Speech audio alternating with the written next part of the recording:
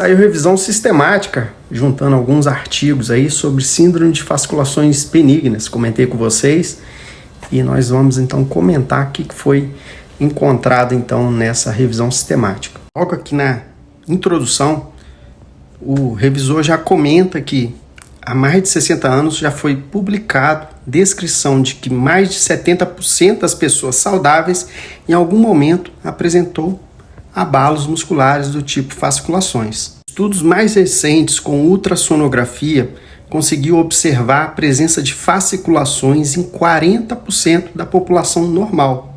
Mas obviamente que esses são casos de fasciculações isoladas. A síndrome de fasciculações benignas são casos onde o paciente ele tem episódios repetitivos de fasciculações. E aqui já vai uma primeira observação. O autor, logo aqui de cara, ele já diz que essas fasciculações estão presentes em todos os músculos do corpo.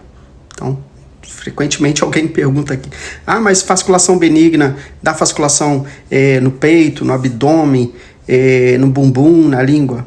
Todos os músculos do corpo. A pessoa pode experimentar essa sensação, quem possui síndrome de fasciculações benignas. Outros dois sintomas são frequentes em pacientes com síndrome de fasciculações benignas: cãibras e parestesias, que são as sensações de dormência. Então, paciente com síndrome de fasciculações benignas também pode apresentar cãibras e dormência. Então vem a grande diferença para a preocupação de todos vocês que praticamente todo dia que alguém manda mensagem aqui. Qual a diferença, então, para a doença do neurônio motor? E aqui ele fala sobre várias delas, né? Não somente ela, que é a mais temida de todos vocês. Mas uma característica das fasciculações benignas é que elas não ficam localizadas em determinados agrupamentos musculares. Elas tendem a ocorrer em músculo em repouso e uma característica de migração. Então, você sente a fasciculação em um segmento corporal hoje, amanhã já sente na perna, depois sente no abdômen e assim vai. Além dessa migração das fasciculações, o paciente com ela tem fraqueza muscular e tem atrofia muscular.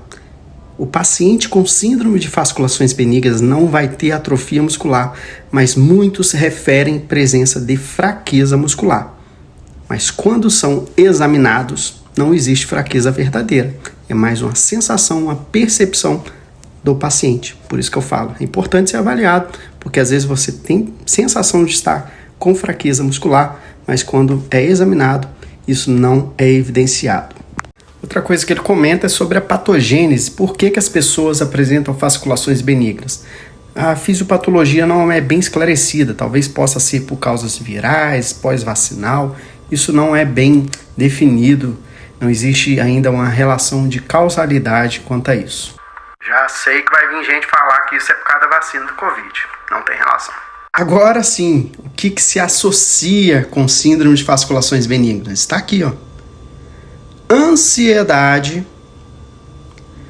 estresse, privação do sono, não dormir bem, distúrbios hidroeletrolíticos, que está aqui, alteração de concentração de potássio, por exemplo,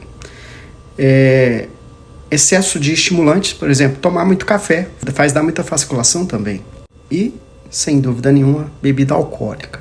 Além disso, o paciente também pode ter uma compressão nervosa, às vezes uma compressão radicular, compressão de algum nervo, possa sim estar justificando uma certa irritação no axônio. E qual o papel da eletroneuromiografia nisso?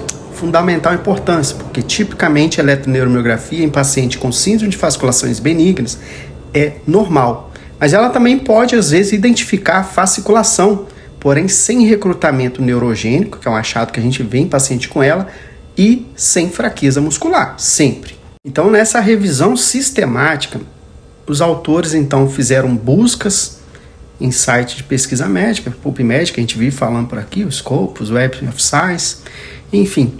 O objetivo deles era encontrar estudos que continham pelo menos 10 pacientes, onde você tinha uma avaliação ao longo do tempo para saber a evolução clínica desses pacientes. Então, eles fizeram esse rastreio inicial. Quando foram avaliar os critérios de elegibilidade, encontraram 2 artigos, posteriormente encontraram mais um adicional, ficaram então com 3 artigos para poder fazer essa revisão. Mas agora eu vou pular para aquilo que mais interessa para vocês. Esses 3 artigos estão aqui em cima. Ó, do total de pacientes, quantos evoluíram com ela?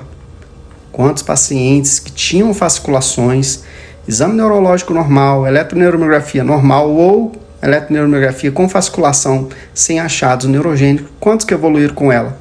Nenhum paciente. 0. 180 pacientes foram avaliados. Um estudo acompanhou aqui por 7 anos, outro por 2 anos e outro acompanhou por 4,8. Então, estudos com evolução longa.